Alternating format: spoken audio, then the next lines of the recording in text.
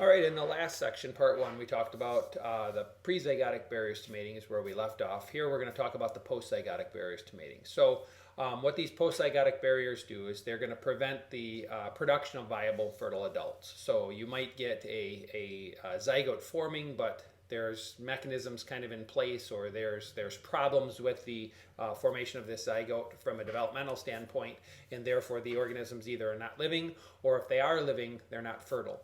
So there's three main types of things that are involved here: are reduced hybrid viability, reduced hybrid fertility, or hybrid breakdown.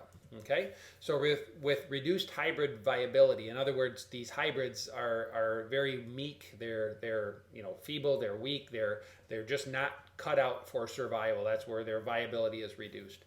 So this is when the genes from different parents of these different species can interact, and what you have is the normal growth and development gets impaired for some reason.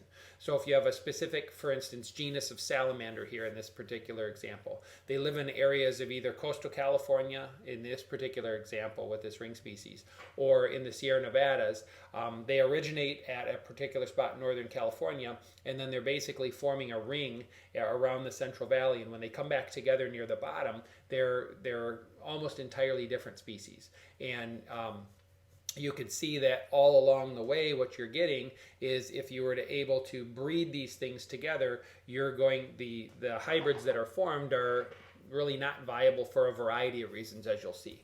So here's the ring species that we're talking about, and if you look here, what we have is the Central Valley of California right here, which is very hot, desert-like, gets into the hundreds of degrees Fahrenheit, 105, 110 in the summer many times. And then here is the Sierra Nevada mountain range. Here is the coastal range.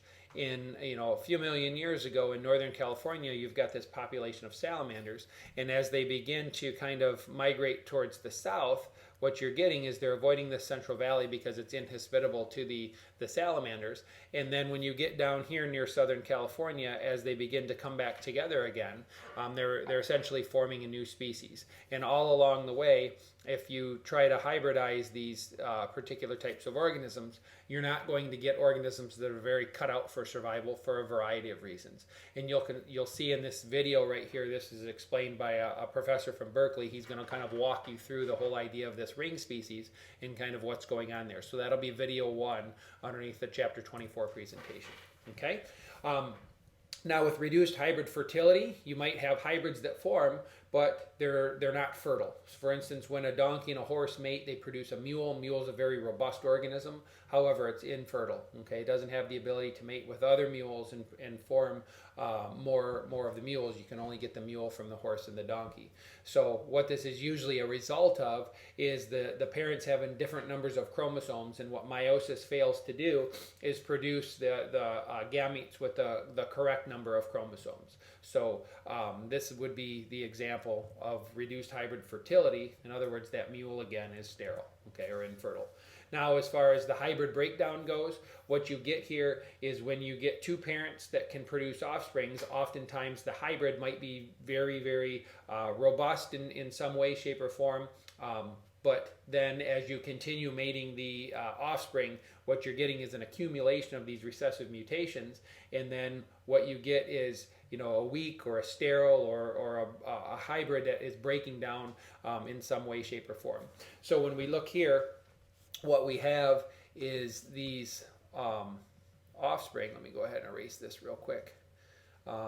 What we get are these offspring here that have the ability to mate, and when they do, or when you get these two types of rice, for instance, in this example, that are going to mate, you get the F1s, and these are generally very robust. And what you've got here now are two organisms that have the ability to mate with one another, but they also have the ability to produce, tremendous amounts of rice, high in nutrients and so forth. But however, you can see that one is a little bit more robust, say, than the other.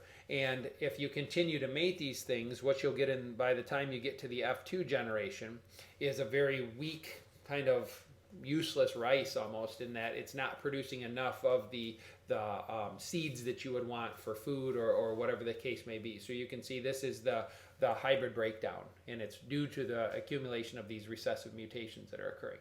Okay, so some of the limitations to the biological species complex or concept, are these barriers are often not very easily seen.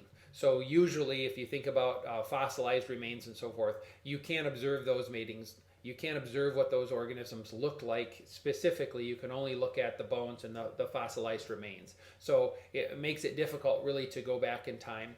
It's hard to evaluate the reproductive success or the reproductive isolation or the reproductive kind of outcomes of organisms such as bacteria and other tiny organisms, microscopic types of organisms, viruses, etc. It's tough to kind of, apply that concept kind of holistically over to all type of living organism and so forth. And there's a lot of animals, of course, on the planet that we don't know a lot about, so it might be difficult to apply this concept to them. You would only know by continued study of those types of organisms. So those are some of the limitations from that. Although it's very good at explaining a lot of things, there are some limitations to it.